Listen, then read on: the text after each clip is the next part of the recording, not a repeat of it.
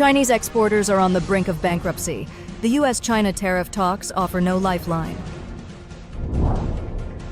Why is Pudong Airport satellite terminal a ghost town? Fixed deposits collapse at Postal Savings Bank of China. Panic as depositors demand refunds. It's all covered in today's China Truths. Chinese exporters are on the brink of bankruptcy. The U.S.-China tariff talks offer no lifeline. If no orders come in, we die immediately. But shipping at a loss is just dying slowly. Jackie Ren, a Chinese kitchen appliance maker, told Reuters, to cling to their American customers, many Chinese exporters are forced to ship at a loss, stripped of any bargaining power. Reuters reported that G-Star Electronics Appliance, run by Jackie Ren, still relies on China as its manufacturing base and has been drowning in pressure since Trump's tariffs took effect. Although Washington and Beijing recently struck a tentative deal to ease some export curbs and slash rare earth tariffs, the relief is symbolic at best for smaller manufacturers that haven't moved production abroad. For them, the pain is worsening, and the competition, brutal. Chen Jiwu, finance professor at the University of Hong Kong, warned, if this bloodletting continues for just 3 to 4 more months, countless small and mid-sized factories will collapse. This is exactly the leverage the U.S. wants. Though the U.S.-China trade war has cooled, the average U.S. tariff on Chinese goods remains a punishing 30 percentage points higher than a year ago. The cracks in China's industrial base are widening. In April alone, 164,000 enterprises reported losses, up 3.6% year-on-year, making up nearly a third of all companies. Capacity utilization plunged from 76.2% late last year to 74.1%, nearing historic lows. While total exports rose 4.8% in May, resilience is misleading. Exports to the U.S. crashed over 30%, and ruthless price wars are gutting profit margins. Goldman Sachs economist Shan Hui estimates that 16 million Chinese jobs, over 2% of the entire labor force, are tied to U.S.-bound exports. Even before the Geneva talks, China's labor-heavy industries like furniture and toys were flashing warning signs of collapse. Although the temporary tariff cuts staved off mass layoffs, experts caution millions of jobs remain on the edge. At an April 29 White House briefing, U.S. Treasury Secretary Jeff Bezos didn't mince words. Soon, we'll see these Chinese tariffs are simply unsustainable. I've seen staggering numbers. If they hold, China could lose 10 million jobs overnight. Even if tariffs ease, he warned, they're still on track to lose 5 million. Candice Lee, marketing director at a medical equipment firm in southern China, revealed a stark truth. Cash is drying up fast. U.S. customers are stalling payments, and the company hasn't paid salaries for 2 months. On the surface, everything looks calm, but in reality, business is brutally hard, she said. 1/4 of the staff have already quit. How can we keep going if we can't even pay wages? Alicia Garcia Herrero, chief Asia-Pacific economist at Societe Generale, pointed out that current U.S. tariffs are inflicting immense pressure. This exposes Beijing's vulnerability, but it's not a winning hand for Washington either, she said.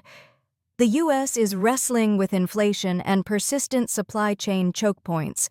Yet on June 11th, the latest U.S. inflation data offered a brief sigh of relief. The Consumer Price Index, CPI, rose just 0.1% month-on-month, below Dow Jones's 0.2% forecast, and 2.4% year-on-year, right on target.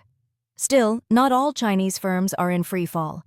China remains the factory of the world, producing around 1/3 of global goods. A full U.S. decoupling is far from reality.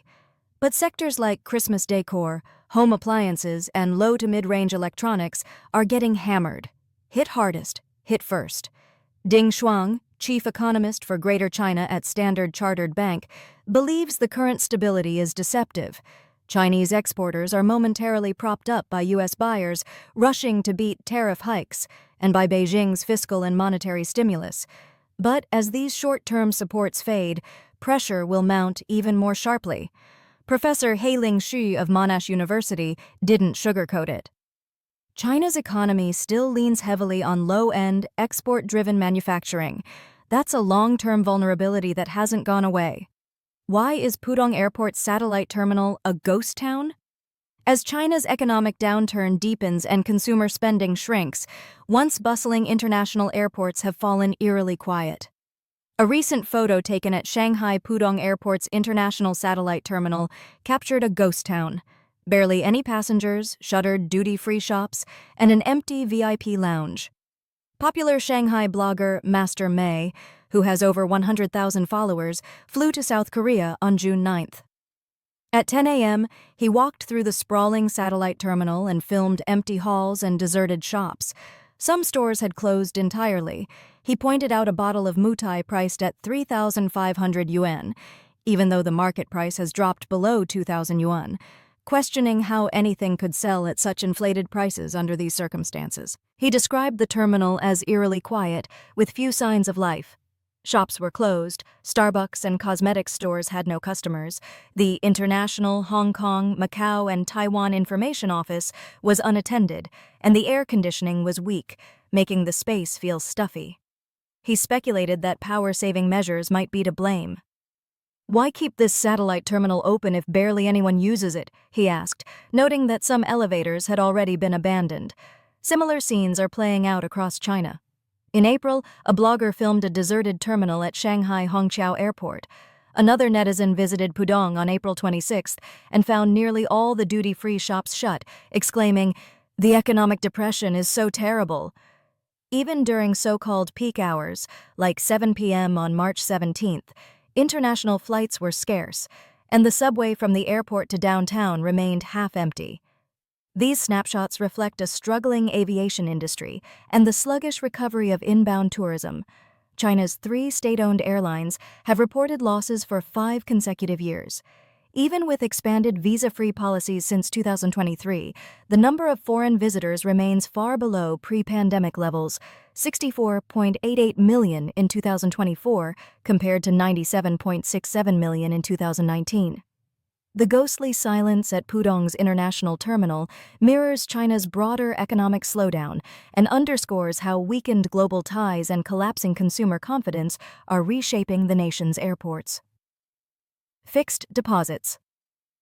Collapse at Postal Savings Bank of China. Panic as depositors demand refunds. Fixed deposits at the China Post Savings Bank in Qingzhen City, Guizhou Province, have imploded. On June 10th, anxious depositors rushed to the bank demanding their money, but left empty-handed.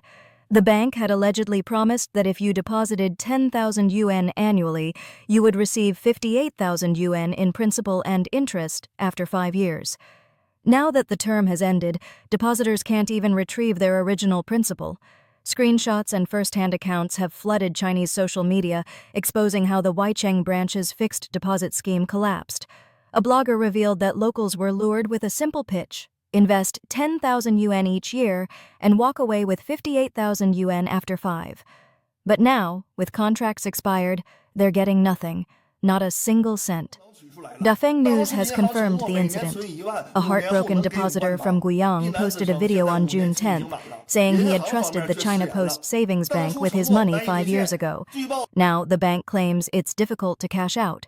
He said, "They promised 58,000 yuan. This morning they told me I'd lose 7,800 yuan. By the afternoon, it was the entire principal." In the live stream, police were seen questioning bank staff as tensions rose. When pressed, a staff member at the Qingzhen branch gave evasive replies. "We're on the same level as Weicheng. No hierarchy between us." When asked whether it was a fixed deposit or a wealth management product, they claimed ignorance. "I asked around. We don't offer such a service." The Guiyang branch deflected inquiries. Media interviews require multi-level approval. The scandal has ignited nationwide outrage online. Comment sections are exploding with accusations from depositors across the country. Panic is spreading fast. A netizen from Hubei vented, "I fell for it.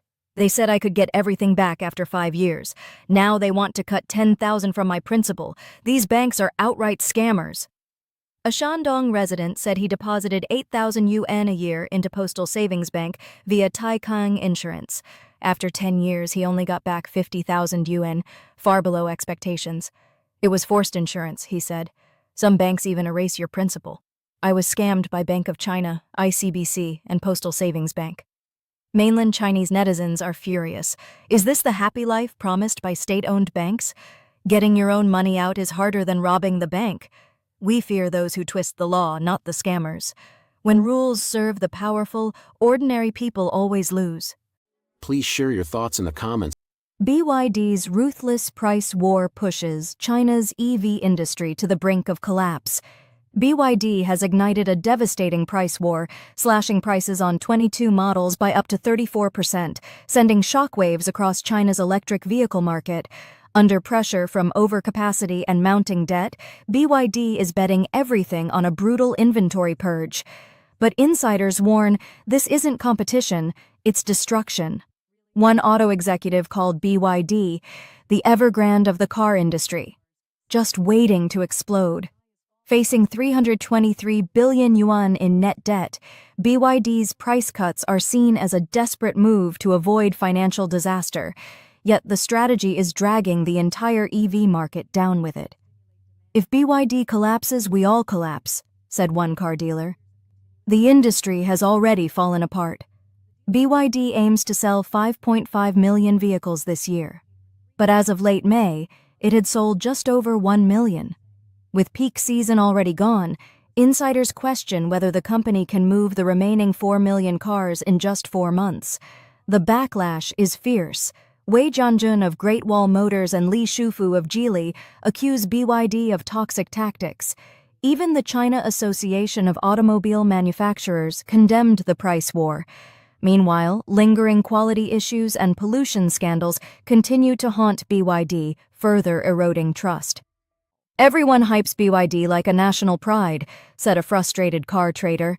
But its cars have serious safety issues. It cuts prices recklessly, treating Chinese consumers like fools. Adding fuel to the fire, a new national emission standard will take effect in 2026, making up to 80% of current production and inventory obsolete. Critics claim BYD and others are rushing to dump non-compliant cars before the deadline. With over 580 billion yuan in total debt, BYD isn't alone.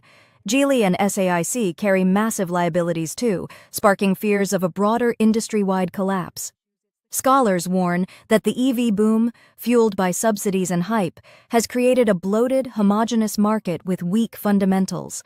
What began as a 100 cars bloom dream has turned into a civil war. Unless China's auto sector reforms with real tech innovation and honest branding, this boom may end just like real estate.